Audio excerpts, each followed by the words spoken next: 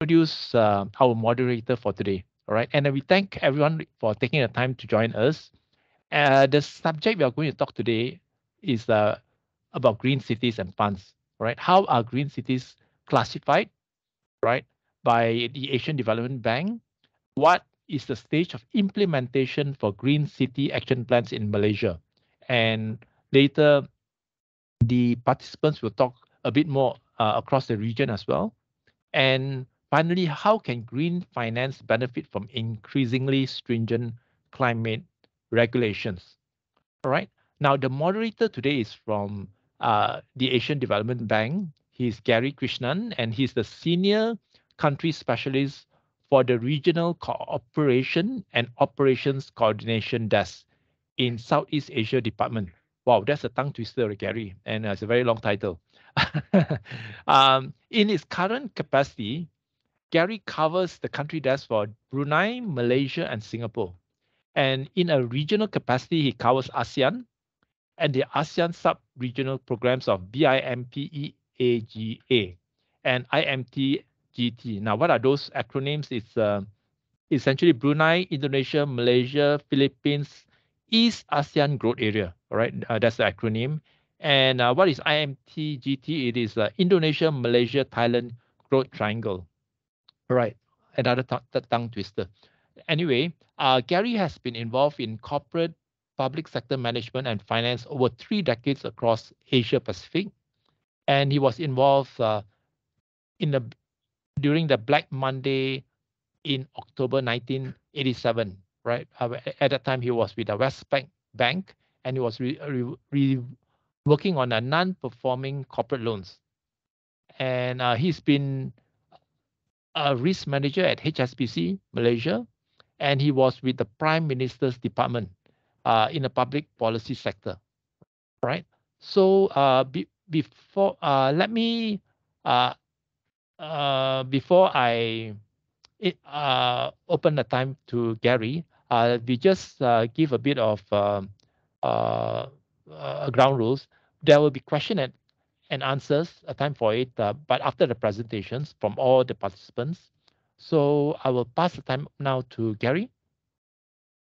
Thank you, Alex. Thank you very, very much. And to your MBank director, Mohammad Nordin.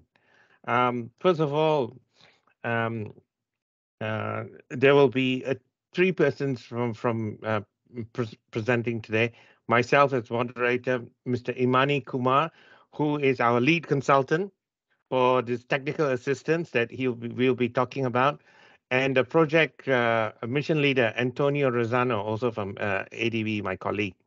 Okay, so first and foremost, I want to take the opportunity to thank you, Alex, for this opportunity. Um, we at ADB, we don't have an agenda.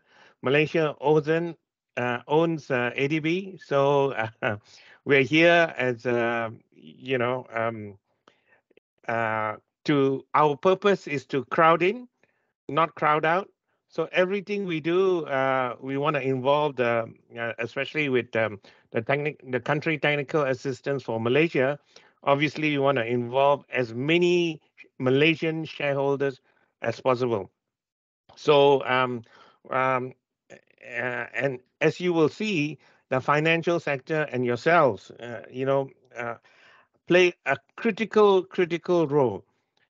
Without jumping the gun and without wanting to circumvent Mr. Kumar's presentation, in brief, we've been given a mandate by the government of Malaysia, and I want to say a shout out to the government of Malaysia and say a big thank you to them. They are living proof. They are walking the talk. They, on their 12 Malaysia plan, climate change and climate issues are at the forefront, and they're putting their money where their mouth is. So they have hired ADB to undertake green city action plans. And as you said, those 3 questions that you answered are very, very critical. Going forward, it would be very increasingly, there will be a border, a green line, if you like. And if you don't cross that green line, it'll be harder to be able to get your project to be funded. And that is the end all and be all.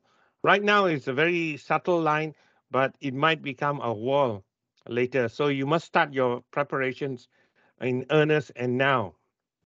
Um, that said, um, so not jumping the gun. This project is about post-COVID. We want to accelerate the growth of Malaysia. And it comes on the back of a Ipoh conference, which you attended, Alex. And again, a shout out to the Ministry of Economy, where we brought all 204 cities of Malaysia. Malaysia has 204 cities, 204 municipal councils, and they are our target group. And over the next 5 years, we will do 14 Green City Action Plans, and we will generate 140 projects, 10 for each city. So I will ask now Mr. Imani Kumar, and then Antonio will wrap up for us. But before that, as a brief introduction, let me play for you a video animation, please. So if I may, this is on the GCAP Kota Kinabalu, which we completed in 2019. Thank you. Situated in Southeast Asia and divided across Indonesia, Malaysia and Brunei, lies Borneo, part of the Brunei, Indonesia, Malaysia, Philippines East Asian Growth Area. Famous for its orangutan reserves and 5-star resorts, the island offers plenty of exotic novelties. Many travel to climb Mount Kinabalu. Up by the mountain, overlooking the city, lives Anak. He wants to learn more about the Green City Action Plan and what that means for the future of Kota Kinabalu. Under its Vision 2025, the Green Cities Initiative is a premier environmental program known as the Green City Action Plan, or GCAP, and is Kota Kinabalu's strategic blueprint for sustainable development and growth in becoming a smart city.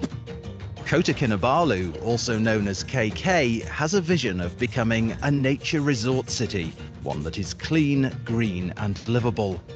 It also has a diverse population of 600,000 people, including indigenous groups and almost 100,000 households residing in the city. As he climbs down Mount Kinabalu, Anak hears about the 8 sectors of KK's plan to implement the GCAP program. Impressed with GCAP KK's plan for the future, Anak knows there are 2 crucial issues to address. Firstly, the city is rapidly approaching critical levels of energy usage and GHG emissions. And secondly, the impact of climate change. By 2100, with the current rise in sea levels, Sabah will see an increase which will likely cause flooding and coastal erosion. The GCAP water supply interventions will require the preparation of an integrated urban water management system.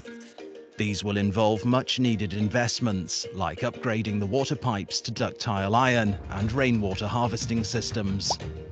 Public transport corridors are being examined to facilitate transit-orientated development, with affordable social housing being built alongside. Other initiatives include promoting non-motorised transport and low-emission vehicles, the preparation of a comprehensive mobility plan, a policy to encourage public transport usage, outreach programmes, and establishing a crisis management centre for flash floods and road blockages. The GCAP will also retrofit buildings, making them cheaper and more efficient to run, as well as reducing overall emissions. GCAP will also tackle the city's garbage disposal problems by designing a waste management system with level segregation and collection by the local communities. Plans include a biomethanation plant and material recovery facility that uses high calorific value waste in the cement industry and recycling. They are also looking for opportunities to improve the lives of communities and residents with an extensive system of cycling networks across the city. As the sun sets over Kota Kinabalu, energy-efficient lights illuminate the streets. These are planned to replace the current neon lights. Mom and Dad are so impressed with the humans' initiatives to keep Kota Kinabalu green and future-ready, and can sleep well knowing their home will be there for generations to come.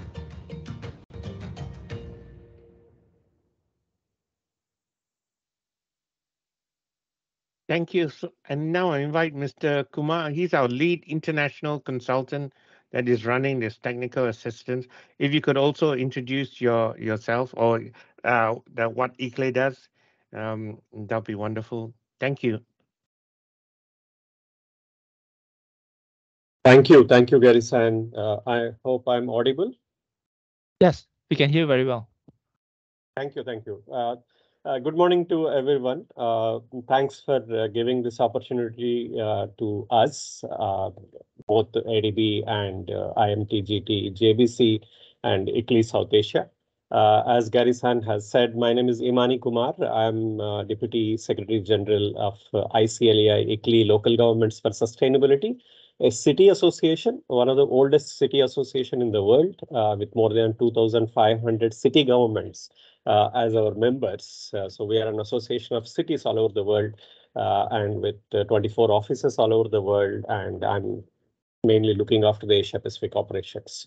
We are a UN recognized city association, and we are one of the, I will say, the first city association in the world who started talking about cities and climate change through a program called Cities for Climate Protection way back in 1996. When the national government were also not talking about even on the climate change issues. So that's the history of us, and we just want to thank ADB for giving us an opportunity to work. And the video, what you have just seen, the Kota Kinabalu Climate Action Plan or Green City Action Plan has been prepared by us. And previously, we also involved in the city of Malacca to support them on that. May I have the presentation, maybe, Keshav, if you can show that. So I'll just take maybe 15 minutes and make a presentation on what exactly the GCAP and what we are looking into. And I will say, as Gary-san said, that this is the best opportunity for everyone to involve in this green climate, green city action plans on that. The next slide. The official Green City Action Plan partners, I can call it like maybe IMTGT, the Indonesia, Malaysia, Thailand Growth Triangle, and also the JBC of the IMTGT, the Joint Business Council, the Ministry of Economy, and Asian Development Bank and ICLE. As I said, that we are the consultants appointed by ADB to work with all the 14 cities. Next slide. What is the vision of this particular the GCAP? If I say that as in the video, it was showing that Malaysia, the temperatures, the rainfall, the sea level rise, it's increasing. Actually, there are a lot of repercussions of all these activities, and if you can see that slide, actually the average temperatures in Malaysia ranging with a hike of around 1.2 to 1.6 degrees on that. At the same time, Malaysia, as a responsible country, has come out with Malaysia 12th action plan. Based on that action plan and also the issues what is happening in Malaysia, IMTGT has come out, Indonesia, Malaysia, Thailand Growth Triangle has come out with a vision for 2036. To come out with 40 cities, at least 40 cities will come out with a Green City Action Plan. As on today, maybe I can call it 6 or 7 cities have come out with these Green City Action Plans. And what we are going to support now, these 14 cities, to fulfill the vision of 2036, the IMTGT vision. And at the same time, 12th five-year plan of Malaysian government, what the Malaysian government is looking forward to is also going to incorporate in this particular action plans on that. Next slide. If I just have to tell you what exactly a Green City Action Plan, maybe you must be knowing as in the banking sector, we are coming out with a strategic document with a clear baseline and with coming out with an actions to achieve the climate commitments of the national government of Malaysia or also IMTGT region. What we also do is we will talk about what exactly happening with the urban systems within the city. We will come out with a baseline greenhouse gas emission inventory. As people say that unless until you know what you are emitting or how your projects are impacted because of the climate change, you can't address them actually on that. So we'll come out with a systems profile, we come out with a greenhouse gas emission inventory, and we will also talk about the climate change risk and vulnerability assessment. All over the world, including your fraternity, I will say the banking sector is really looking into how do we address the climate change issues, what action plans I can support them by our finances on that. So this is the exact document what we are preparing and giving it to the Malaysian government, giving it to all the stakeholders to go ahead and implement this. And one of the important thing, and Mr. Antonio talks about and ADB talks about, these are the new generation GCAPs.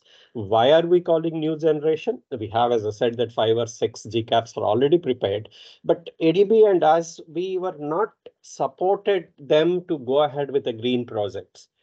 In this generation of green city GCAPs, we are also going to be along with the city government to see not just only preparation of action plans, but also implementation of projects on ground. So that's the new generation, what we are calling them, so that the cities can see the projects or all the stakeholders can see the projects to take them forward on that. Next slide, please. This is just to recap, like, so we are talking about to accelerate the post-COVID-19 competitiveness and resilience. And frankly speaking, the Malaysia government and Ministry of Economy told us we should look into all sources of finances. That includes the private financing, that includes the financing maybe from the banks, includes for the international financing institutions. So to bring that finance to implement these action plans is what something we are going to look into this particular thing. As I already said that ICLEI is a partner, ADB is implementation agency, and Ministry of Economy is going to execute this project. We started with 4 projects. It's called like sub-project 1, and then there are 2 more sub-projects with 5 cities each. By 2025 or maybe early 26, we will try to finish 14 cities green city action plans, but we also do support them to go ahead and implementation. Next slide. Just to recap, like as I said, that there are 3 outputs in this particular set of activities. Output 1, as I already said, preparation of GCAP. We will have a city profile, greenhouse gas inventory, the climate risk and vulnerability assessment, green city action plans, and pipeline of quality infrastructure improvement projects. I will talk about a little bit more on what is this pipeline of quality infrastructure investment projects. But there is an output too. ADB was kind enough with the discussions with Malaysian government. They're going to take 1 selected city. For this particular stage, Penang has been selected. So ADB is helping the Penang city on the fiscal assessment, enhancing the credit worthiness, resource mobilization strategies, and capital investment plans. So 1 city they have taken up as a model again to work on this. And output 3 is more on the capacity of selected cities to develop and implement GCAPs. As I'm saying that, how can we improve? How can support them on the capacity building activities? How can we help them on the financial management, resource mobilization? All this is also part of the output 3, which we are going to take it onwards. Next slide. How we are doing that, why I'm saying this, maybe it may not be that important for all of you, but the methodology what we are using in this GCAPs is an internationally recognized methodology. As I already said, my organization, the ICLEI, has an experience of working with cities all over the world. I'm not just saying in Malaysia or in Asia, in Europe or in Africa, in Latin America, in US and Canada.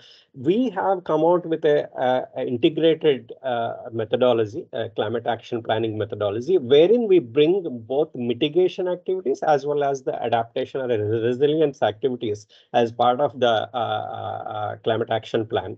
And what we do also, we support those cities like and help them out to report to the international audiences. that is one advantage what we are bringing them, and helping them to see that, okay, this is what we are doing in our city, either in Malacca or in Kota Kinabalu or in Kuching or in Langkawi. So these are the methodology which we use and help them out, and to tell to the world also, this is the activities what we are doing. This methodology has been tried and tested, as I said, that all over the world, and we will come out with the climate action plans. And I say here is that we need your support. We need people, other stakeholders support to take forward the implementation, because it's not just easy for the city government to put their own money and take forward these projects on that. So that's one thing where we are looking, we are, want to partner with you and see how we can take it forward on that. Next slide. I don't want to spend too much of time here, but what we are saying is all these action plans are going to be in line with what the Malaysian government, either at the national level, at the federal level, or at the regional or state level, or at local level, they're coming out either with the action plans, coming out with the regional or a national energy policy, or whatever. Like all the national governments, whatever they are talking about, are state and local levels. We were bringing together these action plans in line with their thinking, in line with their policies. So nobody can like saying, no, you're not doing the things what the government of Malaysia wants to do that. So they are in line with all these action plans are in line with the policies of the national government. Next slide. Just a simple example we are giving it, but you have seen it in the video. As we said that we will look into the urban services, either water supply or waste management or buildings or drainage facilities. So everything we will look into how these sectors are impacted because of the climate change. What are they generating? What are the issues related to resilience in these sectors? At the same time, we also look into the energy usage of all these sectors, and we come out with the GHG emissions. And we also come out with a climate vulnerability assessment. So this is one thing what we are saying, that is, we will let you know if a sea level rise happens, if the temperature increases. These are the areas within the city. If you can see those maps in the slide, these are the areas within the city. These are the wards, or these are the whatever the local areas are going to impact because of this particular issue. So up to that extent, we will review them, we will analyze them, and we will show it to the government. You need to implement actions here in this particular area, or we will look for the entire project areas, whatever. So that is the activities what we do, and help you out to take forward the implementation of these activities. Quickly, next slide. We also had blessings, meetings with ministries. We had a good meeting with KPKT minister on the 13th of March. We had meetings with the NRECC ministry, and also JBC, the Joint Business Council, has gone ahead and presented these activities with IMTGT strategic planning meeting in Bangkok. So every stakeholder, either government or other stakeholders, we presenting them. We have the blessings of those ministries, because they are the right ministries. I can tell you, the KPKT minister asked us, when are you coming out with an action plan? When can we put some money, maybe 30%, 40% money from our ministry, and can you bring the other project money so that we can take forward the action plans on that? So up to that extent, we are having discussions. We are presenting back to the Ministry of Economy what is the progress on this project, and that's how the process is happening. Next. So as I said, that these GCAPs are the next generation GCAPs. We are looking into the quality infrastructure investment pipeline projects. What is quality infrastructure investments? It is actually either a redevelopment plan within the city, or a retrofitting, or a new development projects. What is required for the city government? What is required for the state government to look into when they're addressing the climate change issues? So as Garrison said, that we will come out with the 10 ideas, 10 project ideas within the each city. So we are talking about 114 into 10 ideas, 140 projects, as what Garrison has said that. So we'll identify a project pipeline. We will look into those project appraisal process. What is the priority of that project for that particular city or a state government or a national government? We'll also look into the social economic cost benefit analysis of those projects and the climate relevance. Is this project, it's not just simply say that, okay, this is an idea, go ahead and do the implementation of that project. No, it's not going to be like that. We will come out with all this prioritization criteria, and we will look into that, whether this project is worth spending money there and take it forward on that. Is it required in that? Some project ideas comes and they just want to do it something, and they may not continue that project. So we will look into all that in step 2, and we will get an approval and assistance for the investment, and we will talk to the national government. We had discussions with the state and city governments, and going to take them these projects on that. Next slide.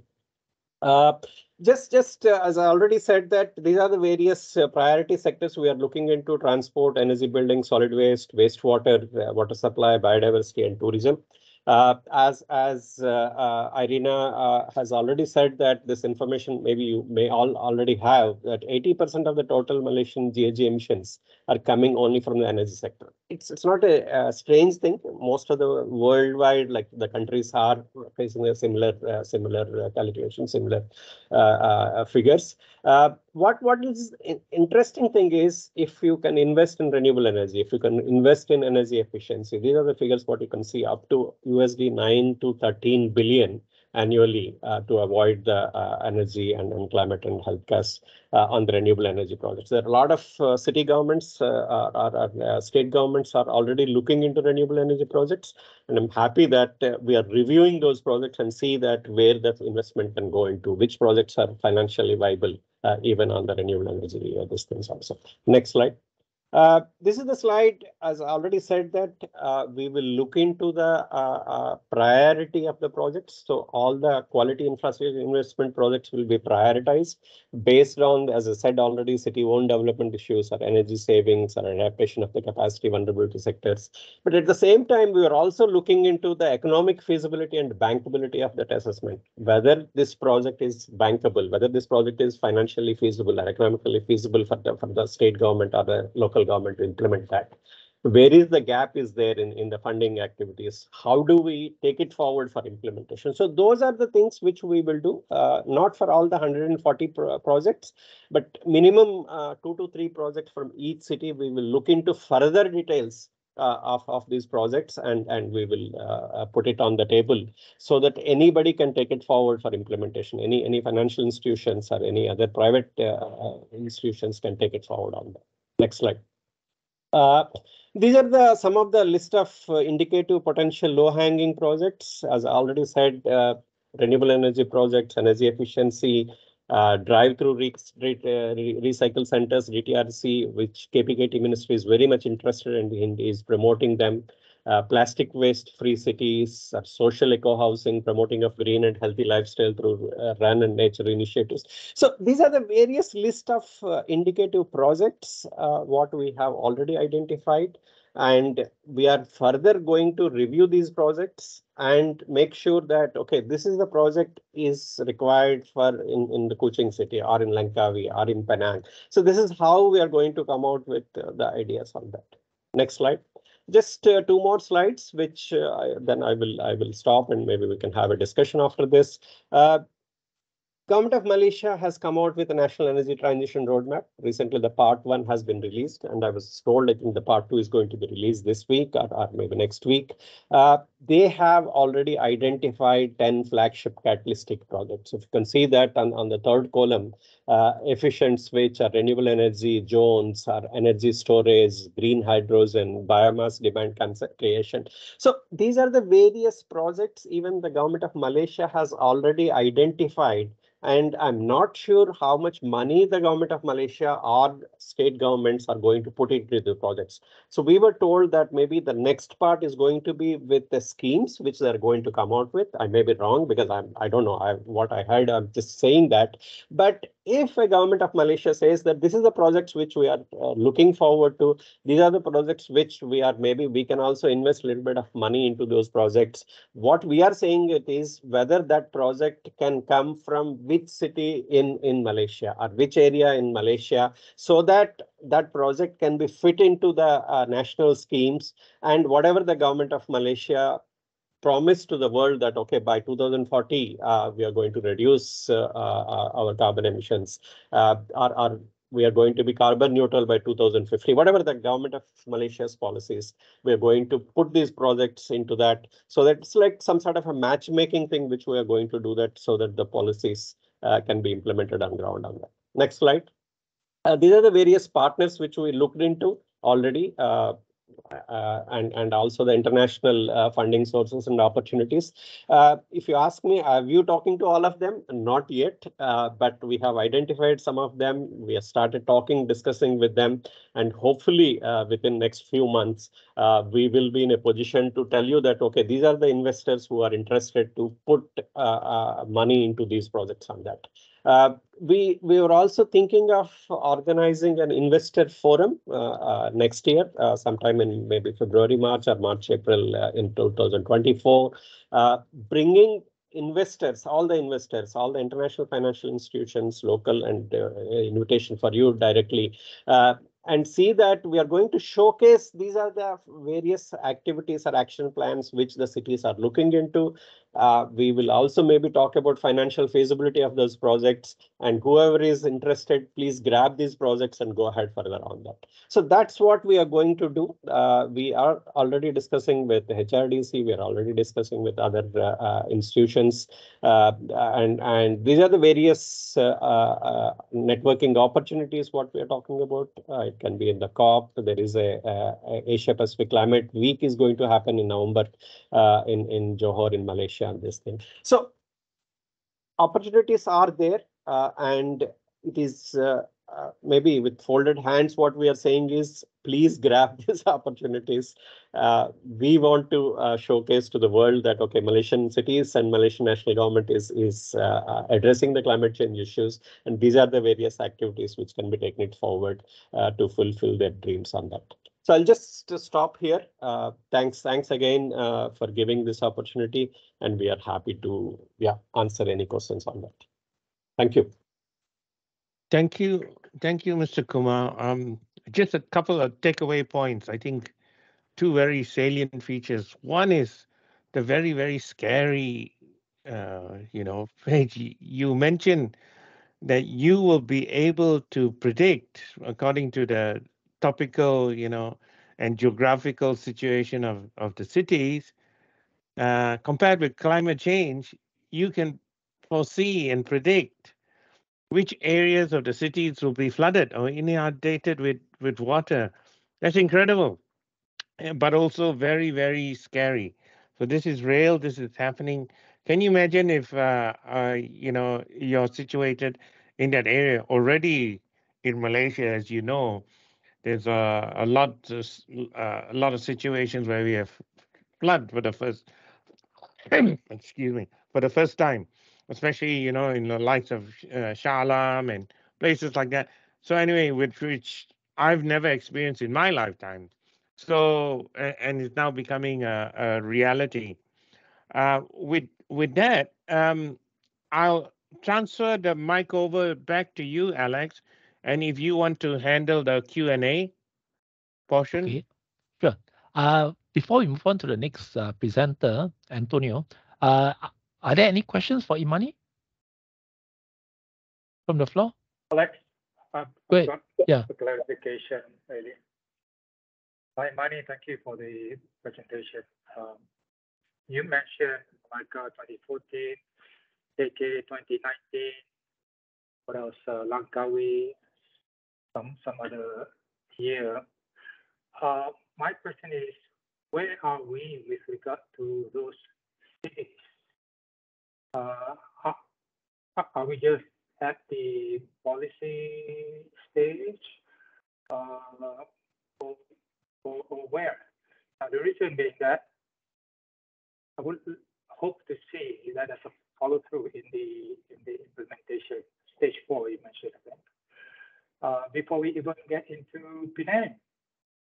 So we have got three states, three cities that have been in the cooks, but where are they now, and where are they heading?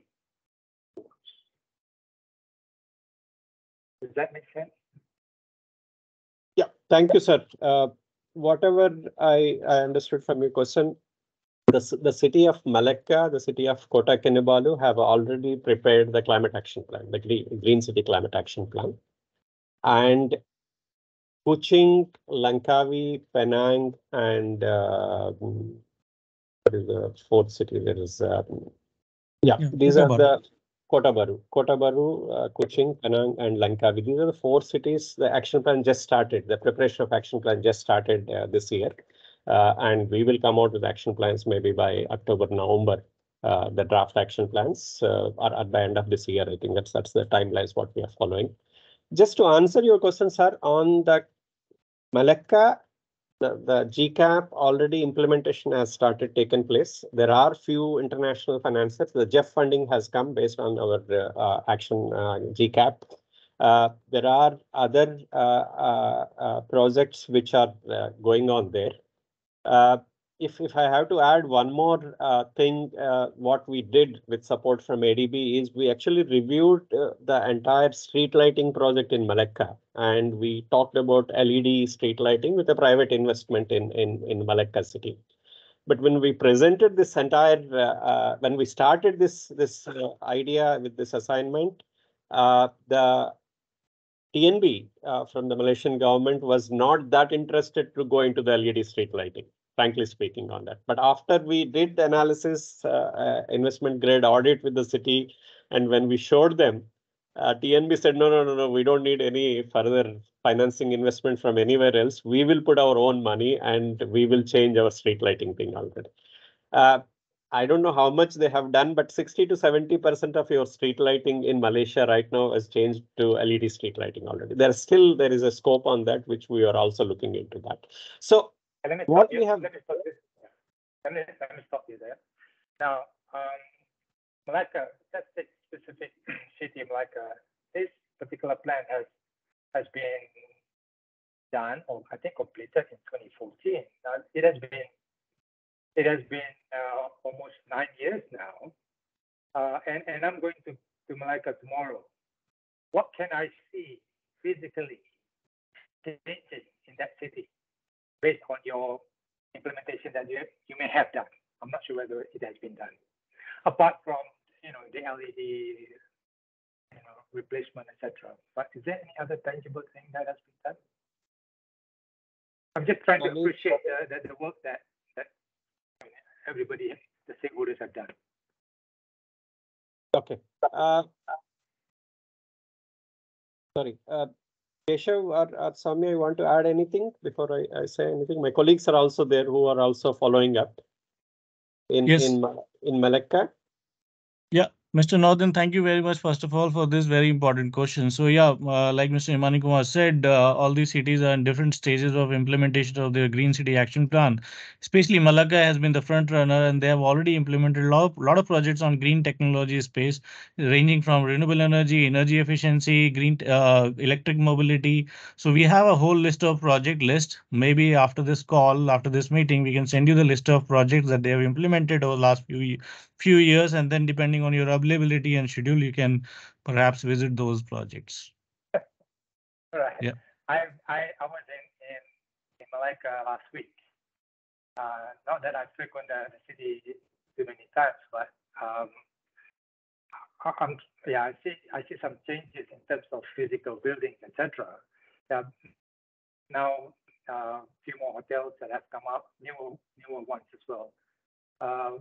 But since we are on the same topic, this particular green thing may not be obvious, number one, but if there is anything that I can appreciate going tomorrow to Malacca, then I would like to see something more tangible. But anyway. If I may, I would up Malacca, so I'm quite proud of Malacca. Oh, yeah. So, yeah. So what they've done is, and it's, as you said, Director Nordin, some things are not very obvious. The things that are not obvious that they have a target, and that target is based on science. So now whether or not they achieve the target, everybody can say, yes, you achieved it, no, you didn't. The second thing is because of ADB's report that, to the credit of Malacca, they've won so many prizes and they've got so much support that come in. So there is an incredible, a very positive story here. There is so much climate funds, and whereas the rest of development aid is shrinking, climate development funds and is increasing.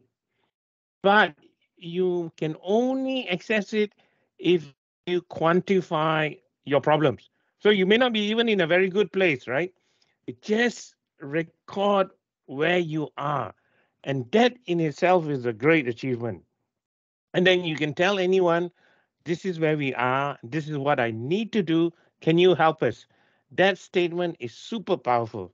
And with Malacca, every time I go for a boat ride, that is also great, what they've done. And they've won an Apple Award, not Apple Macintosh, but I think a Green Apple Award for a city for the cleanliness that they've done on their river. So what we've done is we're not saying that this plan is all ADB's plan. We've also recorded some of the brilliant work that the city have done. Quite often, this data is everywhere.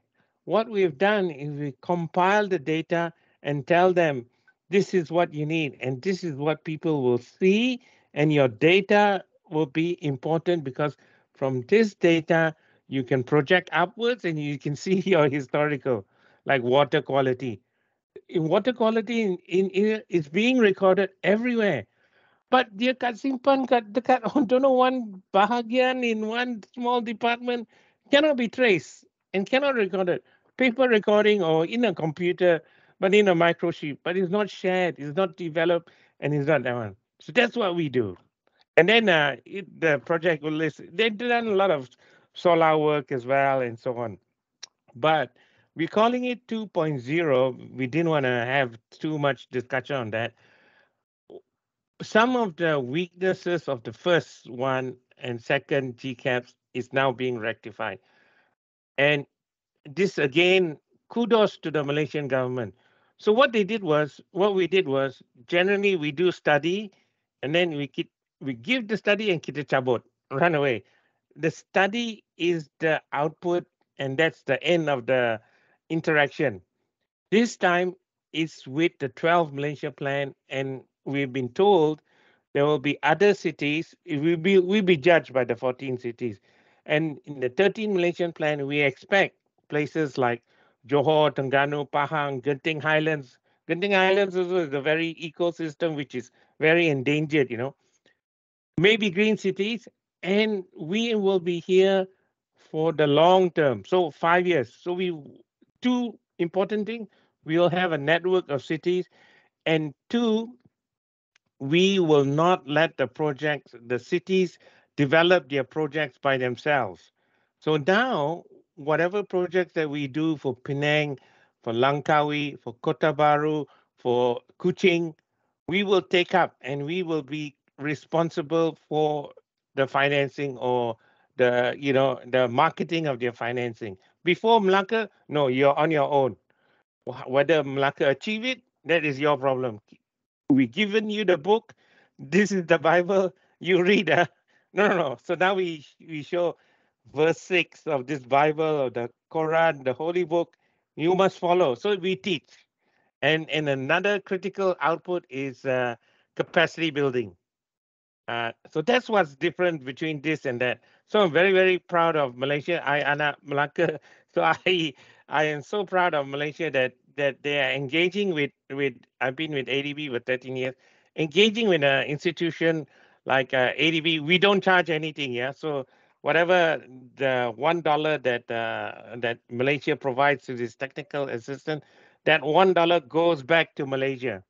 we don't sapu a certain percentage like not to be mentioned, but maybe things like World Bank. I didn't say that. Okay, I hope I Well, Gary, get that. Gary, you mentioned something which I have wanted to ask, and that question was, since Malacca has started in 2014, and you are going to embark upon a few more cities, including a city which I was born, which is Kota Baru.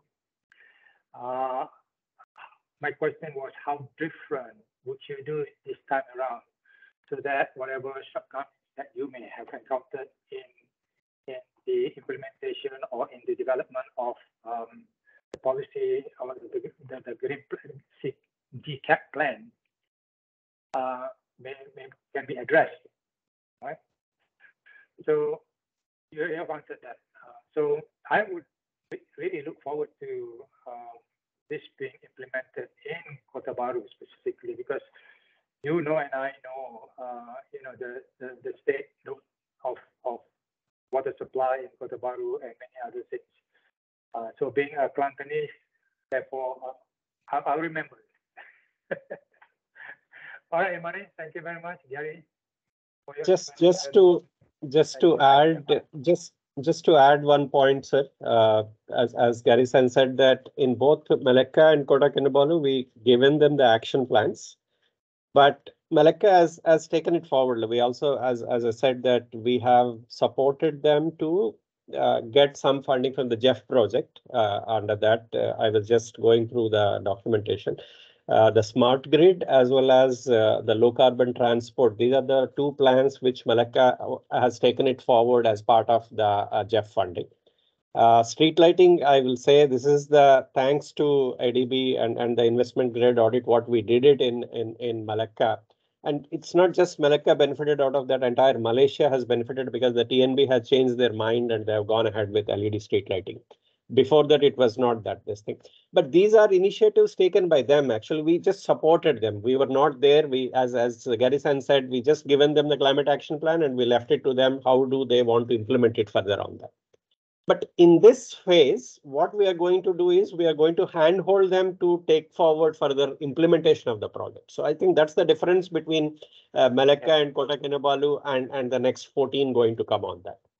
Malacca now came back and said that in Ipoh last 2 weeks back, they said that, guys, can you please come back again and take forward our also 2.0 GCAP with us so that we can also take forward the implementation of the project. So that's the difference between Malacca and Kota Kinabalu and what going to come out on that. And one last point, sir. When we come out with action plan this time, as I said, that we identify clearly in Kota Baru, we were talking about, yes, water supply. We are also talking about with the project team, utilities team there. I think they have the flooding is a major issue. That's what I was there 2 weeks back in Kota Baru. They said that, can we support some way? Like, can we look into the flooding issue? Maybe I think 70-80% of Kota Baru is going to lie on the floods whenever the water inundation happens in the city on that. So I think we are looking into prioritization of the projects. Waste is another thing came up in the Kota Baru, sir. They are talking about how do we bring privatization into the waste management, because the waste dump site, whatever they call it, like 30-35 kilometers away from the main city. 70 trips, 70 vehicles are making trips every day for 25-30 kilometers. So I think we are looking into various projects. We will come back to you maybe by end of this year. These are the 5, 6, 7 projects which Kota Baru is want to take it forward. These are the 3 financially feasible, and maybe 2 we need to really look into that, because you are the finance person, you are the banking person. Maybe we will have further discussion on that. Yeah, I'll stop here. Sorry for long answer. All right, thank you. Thanks very much for the question, Agent Nordin.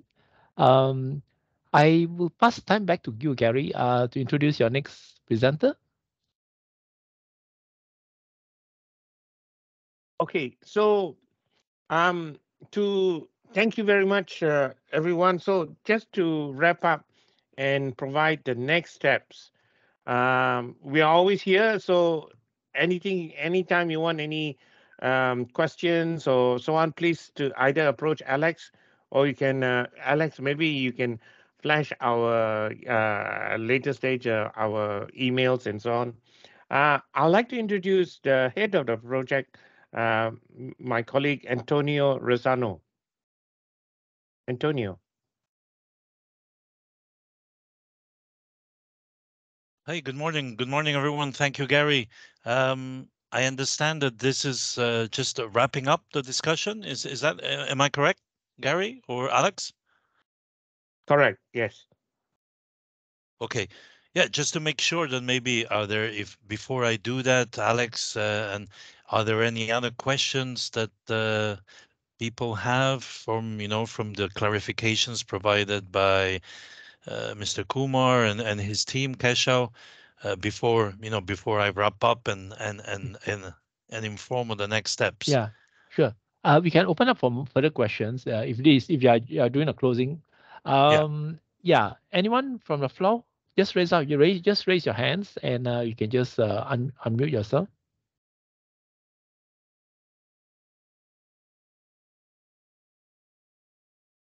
Okay, maybe I just get the ball rolling.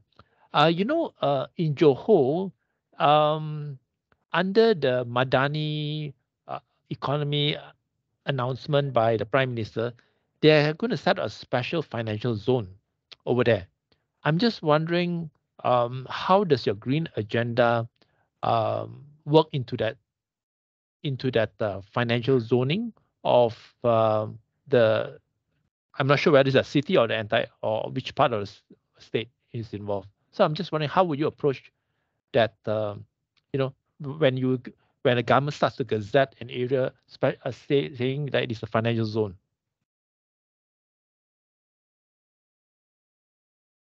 Anyone able to answer that? Maybe Mr. Kumar or Keshav? Yeah, Johor, we have not looked into, sir. In the first phase, we were talking about only, as I said, that Kota Baru, Langkawi, Penang, and Kuching. But all our climate action plans, we will look into the municipal boundary. That is one thing which we will do it, or maybe little bit like in the waste management in Kota Baru, as I said, that it is 25 kilometers away, but the waste is coming from Kota Baru city to that dump site. So sometimes we look into what can be the areas where we can combine that along with the municipal boundaries, but 99% I will say our projects will come from the municipal boundary area. That is one thing we will, unless until if there is a link to the city, because of the city, this particular project may be impacted or that. So that's how we are going to take it forward. But Johor, as I said, that it's not part of the first 4 cities list. Maybe Gary San or I think I see Bala is also here if they want to add anything on this.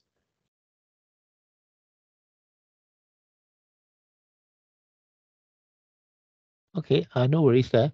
The other thing is regarding moving towards greening of projects. The key issue, I think, in getting anything done is the funding part, right? And Malaysia, we have 1.5 trillion in debt, right? So the government was earlier looking at in terms of public-private funding initiatives, but increasingly now we are looking at removing the public portion and just trying to get the private sector to fund everything.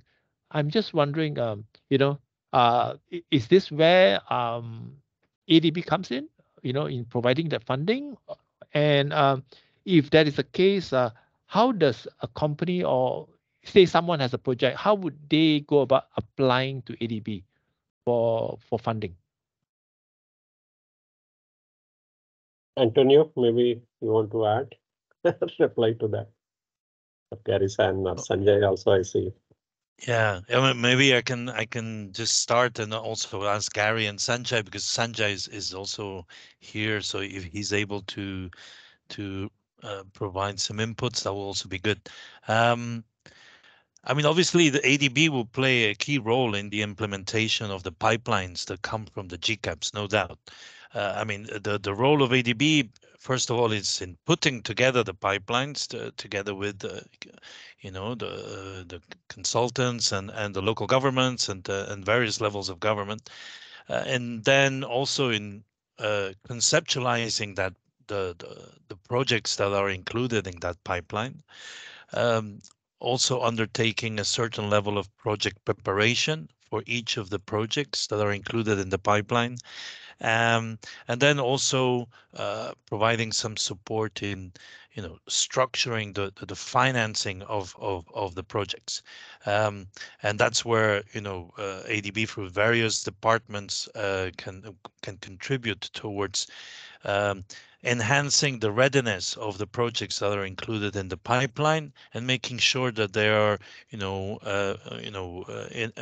a much better condition for financiers to come in and help really finance and implement the projects. So there's all the advanced actions for the pipelines of projects that ADBs will contribute through, various departments, whether it's, our departments that are dealing on urban technical issues, and that they can do really more the technical and other aspects of the project design from a technical point of view. Then departments like our OPPP and the PPP office, where Sanjay comes in, our private sector operations department, that can also contribute towards, the helping in the financial structuring of the projects. But then ultimately also ADB can play a role in financing the projects per se. But obviously, we're talking here of 14 cities, so 14 pipelines of projects. Depending on the size of the city, we will have, let's say 10 to 15 projects in each pipeline. So we're talking about a long list of projects across various cities in Malaysia. So there's so much that ADB will be able to come in terms of the proper financing of these projects. It is important to note that Malaysia does not borrow. The government does not borrow from ADB, so there's no sovereign lending option for ADB in the case of Malaysia.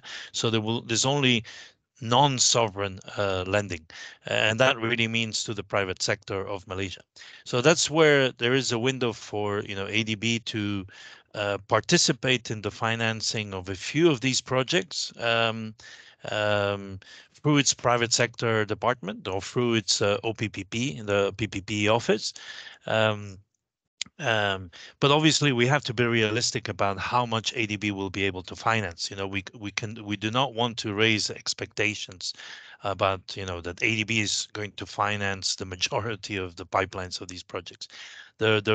The key job and role here of ADB is developing the pipelines, conceptualizing the projects, and bringing them to a level of readiness that it's easier for other financiers to come in and take over these projects and implement them.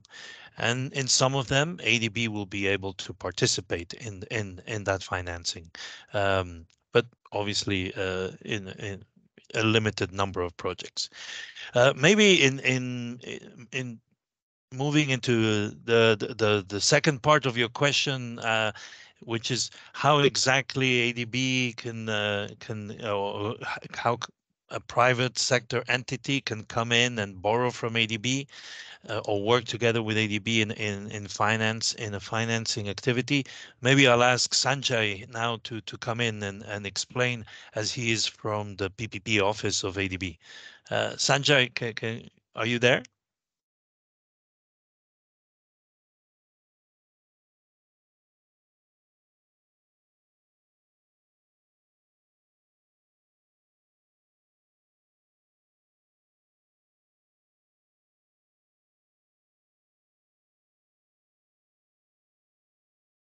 Sanjay is on hold at the moment. Oh. Yeah, it's Yeah. showing as hold. Yeah. Okay. All right. Maybe.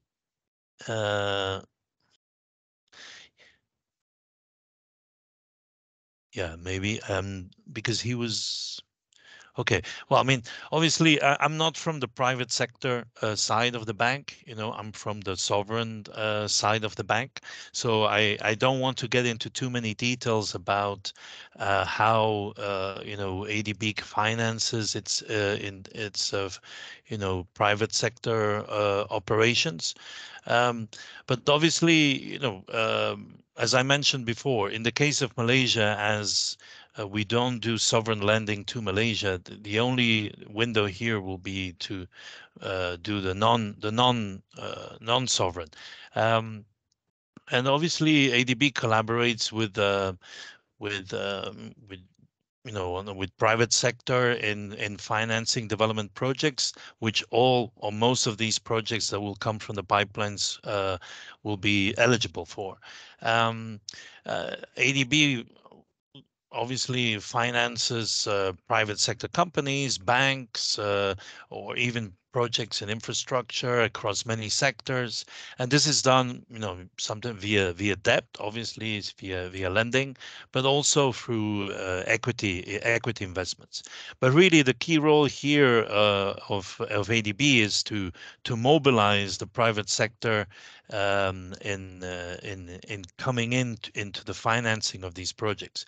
So obviously, it's the mobilization of what we call third-party capital, and ADB comes in by de-risking the investments of these projects and allowing other financing parties to come in. So there's many options for ADB to collaborate with private sector and finance some of these projects.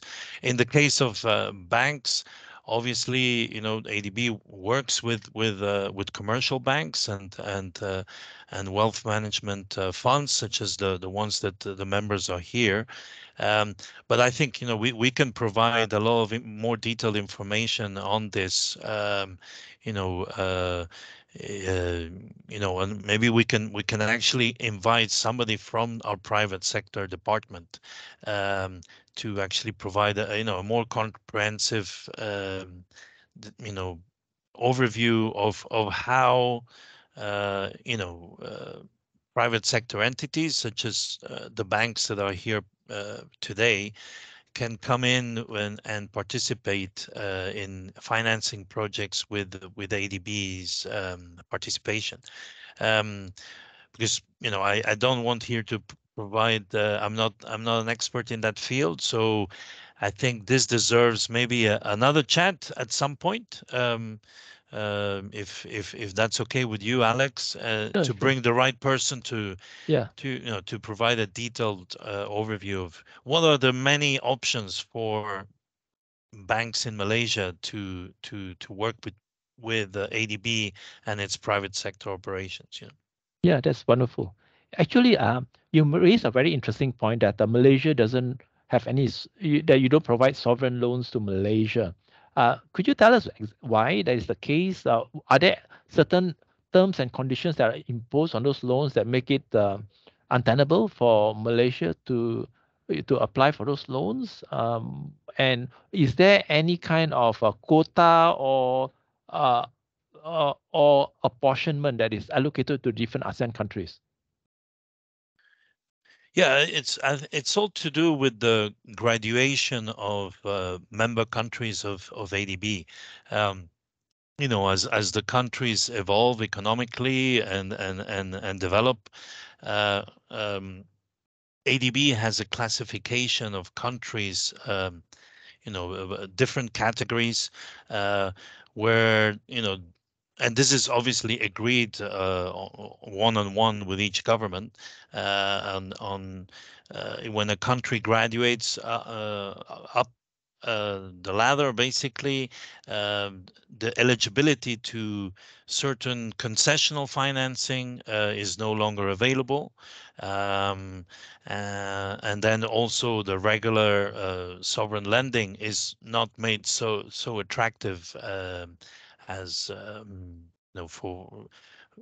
for that country. In the case of Malaysia, Malaysia can go to the markets and raise debt, in very attractive terms that, make ADB sovereign lending not as attractive anymore. So it's a question of both in terms of that the government can pursue other avenues for borrowing and financing, um, and but also an agreement with ADB that there are certain thresholds where certain countries stop becoming eligible for the more concessional lending windows of the bank. So Malaysia has stopped borrowing from ADB a long time ago. I think this was in the early 2000s, if I'm not mistaken. Gary can confirm this. There was a time where I think a few years ago, one of the administrations was considering to renegotiate with ADB, sovereign borrowing, but nevertheless, the conditions were not too attractive compared to other options that the Malaysian government had, in the markets. But I think maybe there was a small element of politics in that shift that eventually didn't happen. I think then there was another administration that came in, and they didn't pursue sovereign borrowing as anymore. So Malaysia has not borrowed from ADB on its through the sovereign window for a long time, but I think that's mainly because of Malaysia's graduation and access to the markets, and that ADB sovereign lending was not as attractive anymore. On the other hand, with private sector and the non-sovereign lending, although the lending terms of ADB in our private sector operations also struggle to be competitive with the market.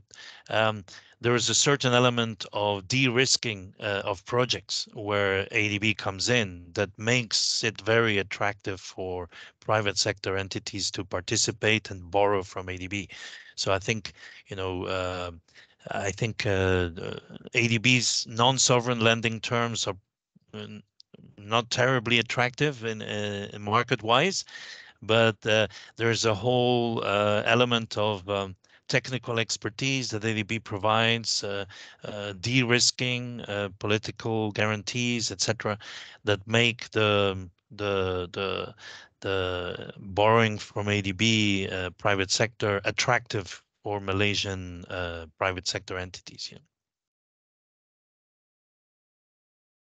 Does ADB impose certain conditions before they can actually consider loans? For example, you need to have say you cannot exceed a certain percentage in terms of debt to GDP ratio, for example, or debt servicing ratios.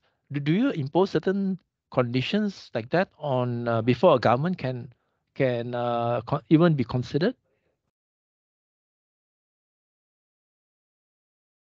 Yeah, I mean, there's certain criteria about the borrowing conditions of from you're talking from the sovereign side, no? Yes. Yeah. Regarding. Yeah, I mean, obviously, ADB does a lot of due diligence, at the macro national level with each of its borrowing members. Obviously, I think in practice, the bank is quite flexible. I mean, we do lend to countries that are in very dire financial and macroeconomic situations. But there is a certain element of that sovereign guarantee from the national government ADB accepts, no matter what the situation is. Obviously, ADB is cautious and does not push lending to countries that are in certain conditions. So, I mean, just to give you an example, currently, when it comes to Lao PDR is a country that is going through a lot of debt sustainability issues. And ADB there obviously, is very responsive to the needs of the country, but also it coordinates or that response with other institutions that are better positioned to assess the capacity of countries to borrow. So in the case of Lao PDR, for example, the IMF has played a key role in assessing, the debt issues and the debt sustainability aspects of the country, and the borrowing capacity of the country. So the IMF has supported the Lao government on this, and development partners or financing institutions like ADB then come in with a program that is negotiated with that national government according to the conditions of that country. So in the case of Laos, for example, lending to Laos has been put on hold for a few years until that IMF assessment is made, and then an agreement between IMF and the Lao government is concluded, and then other financing institutions can come in and develop a lending program according to that to those conditions. So yeah, we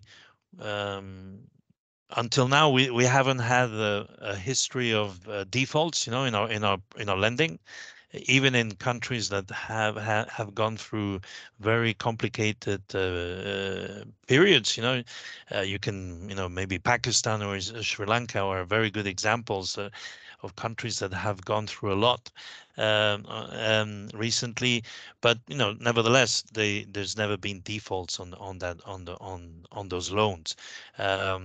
But ADB obviously then readjusts to those conditions in those countries, and Lao PDR is probably the best example, recent example.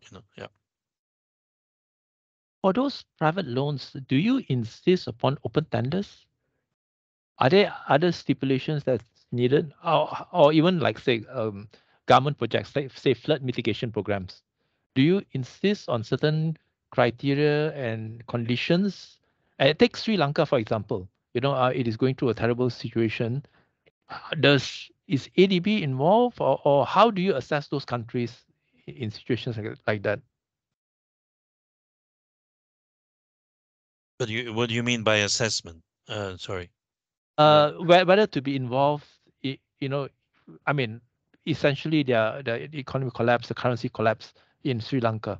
So I'm just wondering, how does ADB comes in, or do you just leave it to the IMF and the World Bank to handle such cases? No, I mean, it's a collaborative exercise. Obviously, IMF has its specialization when it comes to certain macroeconomic situations, like the one in Sri Lanka, or the one in Laos. So, I mean, among all these international organizations, some of them are, have better capacity to do certain types of assessments, and so in the cases that you are describing, or that I just described in the case of Laos, IMF clearly takes the lead in that. But that doesn't mean that other institutions don't participate. It's usually a joint exercise, because everybody has a lending program with those countries, so everybody needs to reassess the lending programs, and what to do with the lending programs.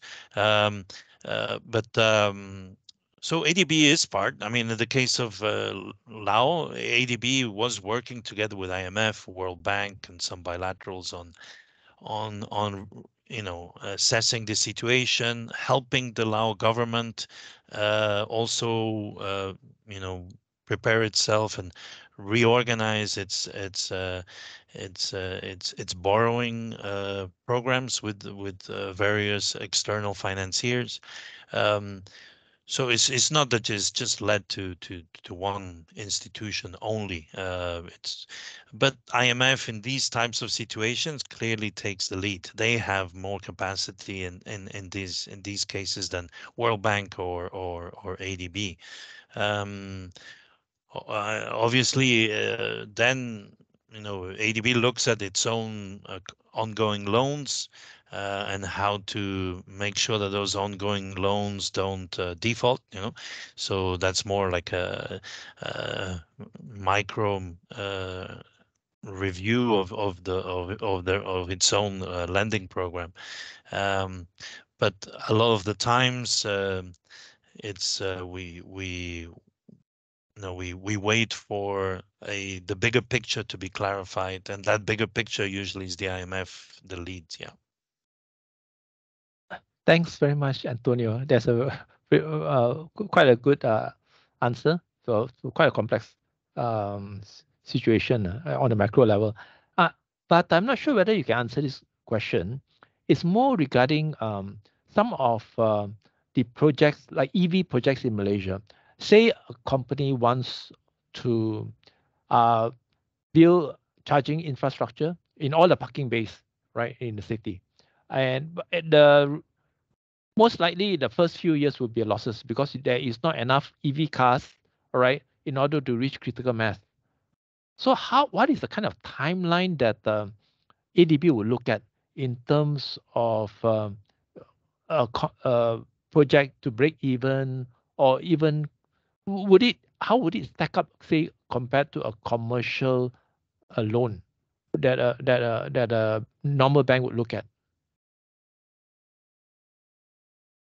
Yeah, that's the type of question that somebody like Sanjay could answer, Okay. better than me. Yeah. Because as I said, there are many options in how the financing of projects on the private sector is structured.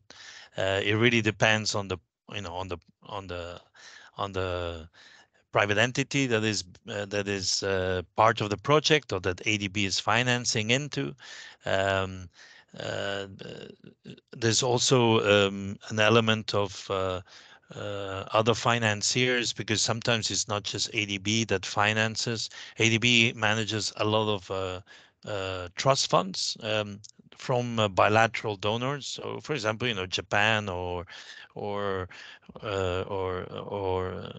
some European countries, or even regional group of countries that have trust funds that are managed by ADB, or sometimes that they also come in and co-finance with ADB.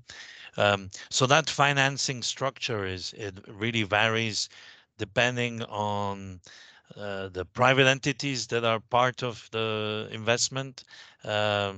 The sector, definitely. I mean, you're talking about EV, that's a very specific sector that, I'm not a specialist in.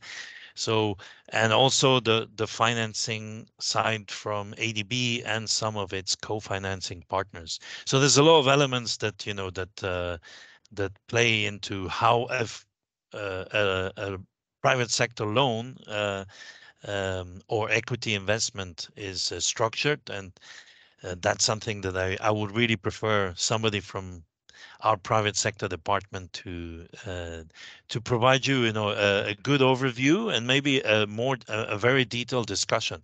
So I think if some of your colleagues and members that are here participating want to have a better picture of what how ADB works with private sectors, and they can come in with some good illustrative examples. Maybe we can also choose examples that would be quite relevant for the pipelines that are coming from the GCAPs. So you get a real clear picture of how ADB works with private sector. I think that's the best the way to address these questions. Yeah, thanks very much, Antonio. I think our bank would definitely want to work with many of these new green initiatives. But the idea is how do we fund them, and what sort of a timeline, in terms of payback, in terms of recovery of those loans. And the de-risking of those projects, right? And Yeah. the actual principles behind them. Are they able to execute? I think at the end of the day, execution is crucial of whether they can actually get the projects up and running. Yeah. So I think this is something that our bank would love to work with you, and we can actually work and explore many of the projects together. Yeah. No, I think that was one of the next steps that I had already identified, as a concluding the discussion, is really providing you and your colleagues more information on how the private sector operations of the bank of ADB work.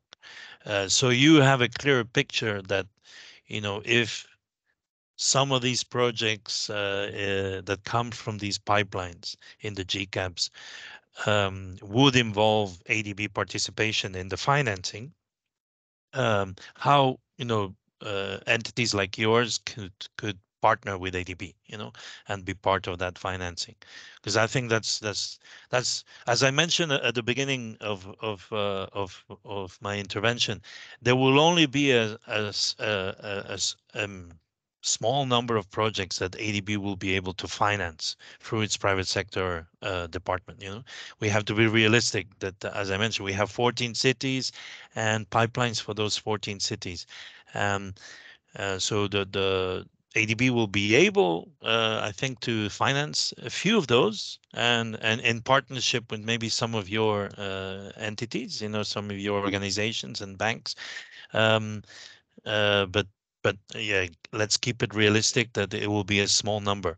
What ADB will be doing is, aside from financing these projects it themselves, is helping these projects reach a certain level of readiness for financing. That ADB can actually help identify other partners for your banks for some of these projects. So if it's not ADB, it's going to be somebody else. And so in addition to the technical conceptualization of these projects and a certain level of project preparation, there's also going to be a certain level of financial structuring of these projects the ADB will be able to provide, where we can identify which projects you and your and other organizations that are here today would like to or are suited to finance, and offer them maybe good partners, to in that financing, whether it's national government financing or whether it's the city's own resources, through resource mobilization of certain cities. Like a city like Penang could have quite a lot of capacity for its own resource mobilization and finance some of these projects, but also other international financing institutions. If it's not ADB, it can be another institution, like maybe World Bank or some bilateral donor, or some or through some thematic trust fund that receives contributions from many governments or international financing institutions. So yeah.